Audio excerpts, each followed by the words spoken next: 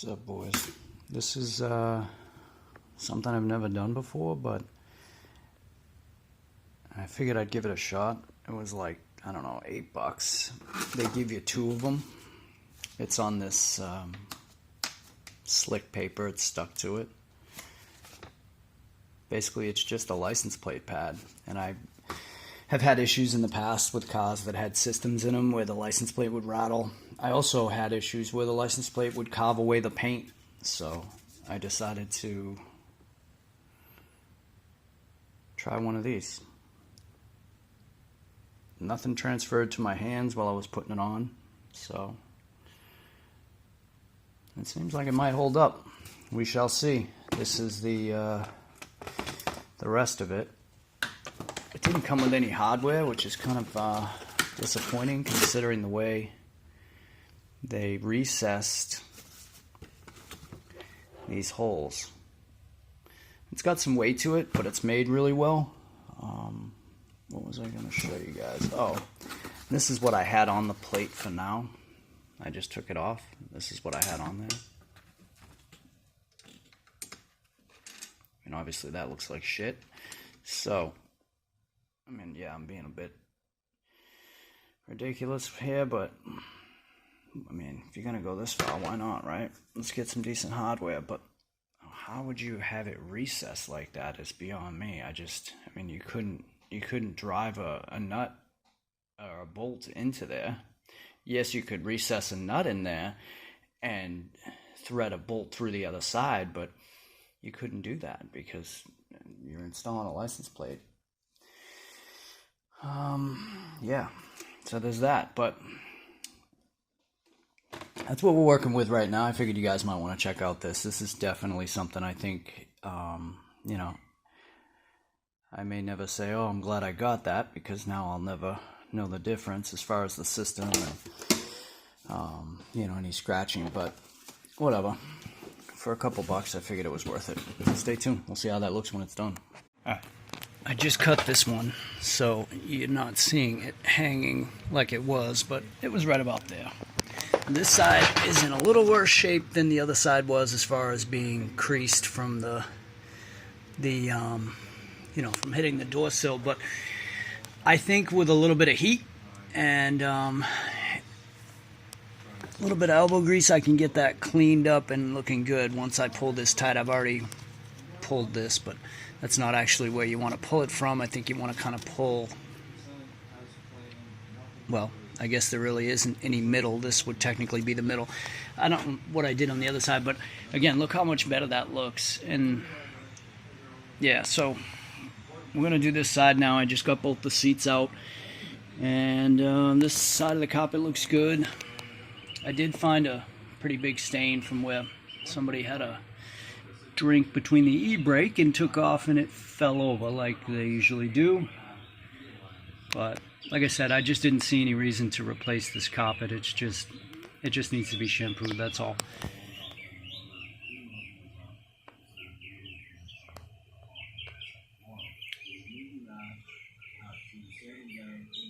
Really want to change that column out so I can have tilt. I hate to lose that airbag, but it's got to be done. I need tilt.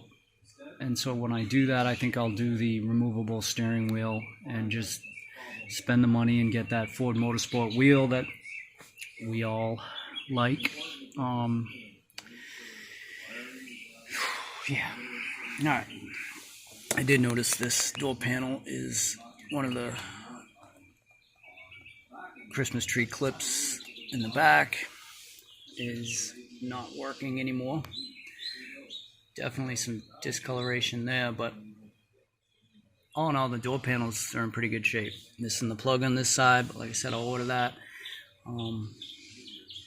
Yeah, let's get this map pocket looking good again. Alright, like I said, that side's pretty beat up, but it's done. And if I had heated it up now, yeah, I probably would have been able to get the pocket to pull up a bit higher, but it is what it is. I'm happy with it. I'll clean it up, heat it up, and if I have to, I'll pull it and retie it. Alright, system is officially getting underway here. Again, this is what I decided to go with. It's a 888.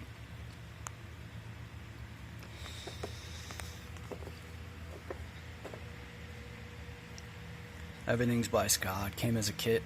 And as far as mounting the amp, in the obvious, right there. I've got to mount it on that side or that side. I'm not going to bolt anything up today, or mount anything per se, because I'll let the cat out of the bag. I got Corbo seats coming. I went with the low profile seat tracks, and I am concerned now that the amp I bought, the Skar amp I bought to power the interior speakers, may be an issue. This isn't the best wiring kit. I mean, the ground and power wise great, but these RCAs, I mean, they're questionable.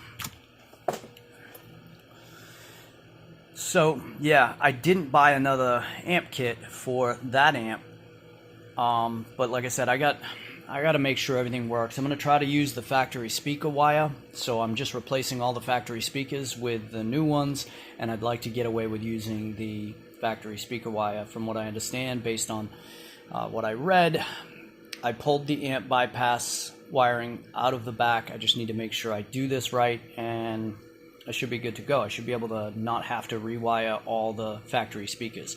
I'll just basically be running a jumper scenario to this amp to power all those speakers, if I'm understanding it right.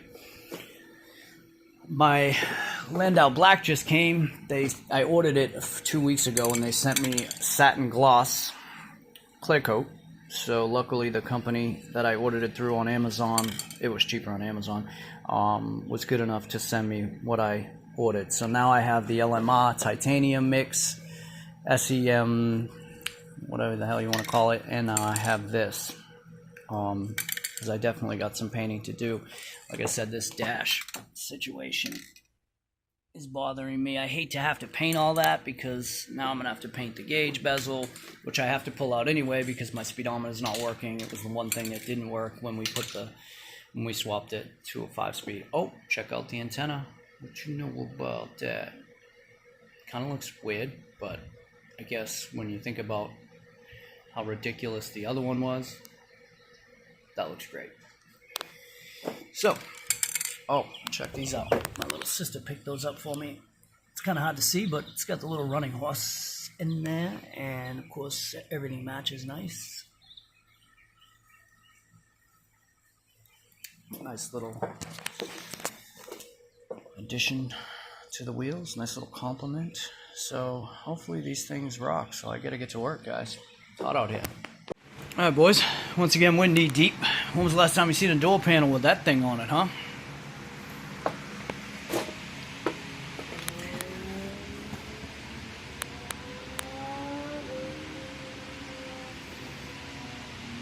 It's been a long day, but my determination will pay off. I have the Rockford Fosgates for the dash, driver's side's in. This, well, I'll go over it afterwards, but this Skosh kit, it's questionable. This car has 3 sets of speakers. The wiring harness only has 2 sets of speakers, front and rear. I would imagine Ford tied, from what I can hear anyway, because I got the sub and the amp sitting back there. I don't know if you can see it, but it sounded great, by the way. I just had some bullshit radio station on because I plugged in the antenna just so I could hear it and make sure everything was, you know, was okay. I didn't want to button anything up. As you can see, I have nothing buttoned up. But from what I understand, Ford tied this in with that. So these are considered front speakers. You know what I mean? I wish this wasn't so... There we go. That's better. Much better. So yeah, Ford tied the door speakers in with the dash speakers as fronts, and then those would be considered rears. I didn't buy an amp kit like an idiot. I forgot, and I got too far ahead of myself. I'm pretty sure, based on the way this looks, that the Corbeau low-rise seat bracket will clear this. I'm gonna go as far as I can tonight. Get these Rockford Fosgates in, get the door speakers in, the new door speakers, and get the new rear hatch speakers in. Again, my goal is to use all the factory speaker wires for the interior speakers. I do not want to have to rewire this whole car. And the way I'm going to do that is I'm going to grab the speaker connections there and run them here, so that I can use this amp to power the internals or the interior speakers, and we're good to go, baby. So far so good. I'll show you what I did with the fusible link for this kit anyway. It you know, of course it comes with one side already buttoned up for you, so I just tap that onto there. And as far as where to locate this thing, you have your ECC test or EEC test connections back here. You can basically mount this any way you want on this wall back here. You can mount it vertical, you can mount it horizontal. So I'll figure out what I'm gonna do. Ideally, I would have popped a hole through the firewall and used the little grommet they give you, but I think you guys already know what I did. You can leave that in the comments if you do. But yeah, beautiful day here in Florida, and I am running low on steam, but I'm gonna keep on pushing because I've come a long way. My time is limited, and I want to get these NVX VSP 525s V series mounted. So yeah, stay tuned for that. Oh, by the way, I said I would do this earlier. There's the difference between what I imagine is maybe smoke gray and titanium. Look at the difference, huh? I let the cat out of the bag early. I tried to be all cool and make it a surprise. Those Corbeau seats, I got the gray ones, and I just hope they match the backs. I really do.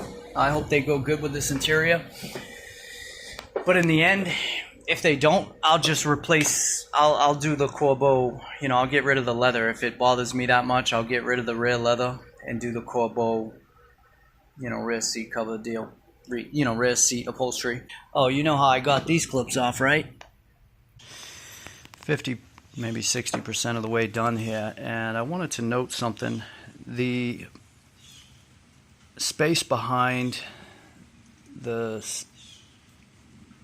rear speakers, your hatch speakers, I guess, you know, unfortunately it's very limited, so take that into consideration. Had I known that, I wouldn't have bought these, because I really didn't want to have to do any cutting or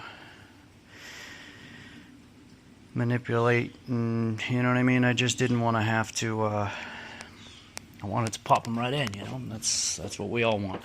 So I'm going to show you what I did, and so far, just to give you a rundown, the amp will get mounted on that seat back, you know, on that flap there, the one that's metal backed. The ground I have right here just as a test, just so I could make sure it was working. This whole rear camera situation, honestly, I may nix it, depending on how much work it is.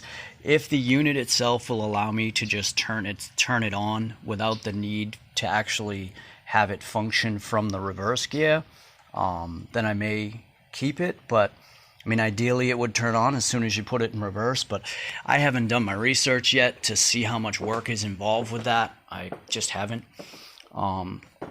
This particular speaker, I have used these little spaces here. You see the little black spacer?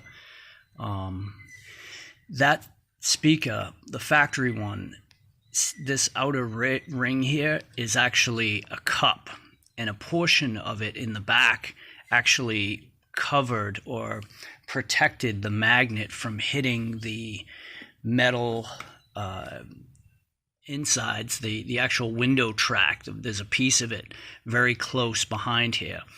And so that's another thing to take into consideration, is the depth on these speakers. Fortunately, these worked when I used these spaces, and I'm pretty certain the grill will sit over that with no problem. You know, the door panel and the whole built-in grill scenario. I am going to buy all new clips, so when I put these back on, they're on there good. I mean, they were on there pretty good as it was. You can tell these doors haven't been messed with. I mean, they still got the factory Ford plastic. And so, yeah, the actual radio kit, I'm still in amazement of how it's going to work. Again, this whole setup here, all these wires right here, this is just one loop that connected the factory radio to the factory amp. And there was a piece here, this wiring harness, that was clipped up under the dashboard, which allows you to bypass the factory amp and connect to the speakers. However, the setup doesn't allow for as many speakers as there are wires, or it doesn't have as many wires as there are speakers. So that tells me that some of these speakers are running in sync. I'm assuming it's going to be the doors and the dashboard, you know, the dash speakers that are running together as fronts, and then, you know, being counted as one set, and then the rears counted as the other set. So basically it's giving you 4 speaker functions as opposed to 6. So I'm not sure how that's going to work yet. This amp is definitely well beyond my understanding. It's got a high input option and then a low input option that would use RCAs. The high input option is probably what I want, so I need to learn a little bit about that. They gave you a little plug-in for each side with wires that I imagine will connect to the speakers. So I really have to figure out what I'm going to do as far as which speakers I'm going to power off this amp. Initially I planned on only powering the rears and the doors, but now that I'm finding out that the rears are likely tied in with the dashboard speakers, I don't even know if I can do that. So yeah, that wasn't what the video was about. I was going to talk about the spacing. Basically, the back of the 6x8 or whatever you choose, 6x9, this happens to be a 6x8, is going to hit. Fortunately, it's going to have all that padding, which is nice. So what I've had to do to make sure it doesn't hit is, for one, not use this trim ring that I would like to have sitting between the speaker and the grill. I've had to cut these down. They were about that tall, and I'm about to cut them a little bit lower. So basically the speaker's edge is going to sit, the way the metal is bent, it's going to sit right up on this nicely. But again, the speaker is just basically being flush mounted to this grill, which I really don't like. But we'll see how it goes, you know. We'll see how it goes. But yeah, that's that. So definitely take that into consideration, guys, when you're doing this. And the other thing is when you're running 2 amps, apparently you can tie, and I snaked this remote wire through the carpet here, up here.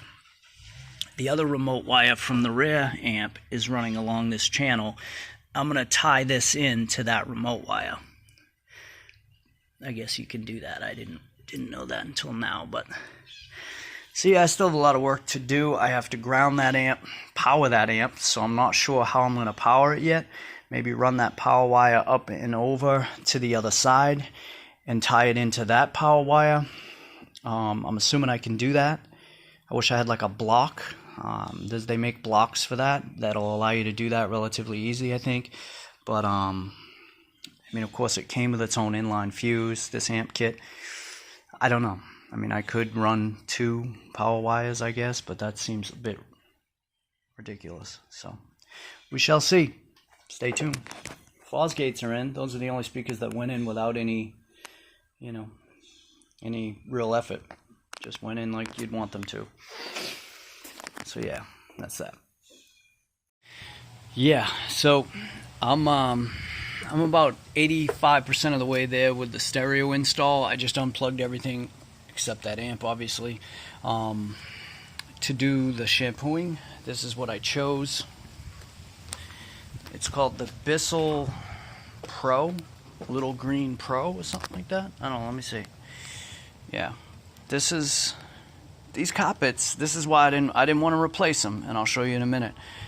Not to mention everybody that's done these carpet replacements on these channels, the YouTube channels, has made it clear that it's a pain in the ass.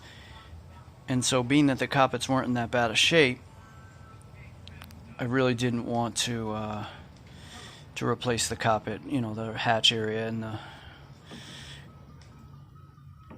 front. So yeah, look how dirty that water is, man. That's what I'm talking about, dude. That's 30 years. Guarantee this thing was never shampooed. That's 30 years. And you can see all the dog hair because somebody had a small, hairy ass dog that they let run around this beautiful Mustang. And this is what this $155 machine that I bought at Walmart did. It's an extractor, basically, you know. I mean, it's a lot of elbow grease, so to speak. Definitely wasn't easy. But it looks great. I had a couple screws to replace that I noticed while I was in there. And obviously that I popped off, but... And then the ground. I mean, like I said, the stereo, I'm just trying to mock it up so that I can... Oh, hold on, ice cream.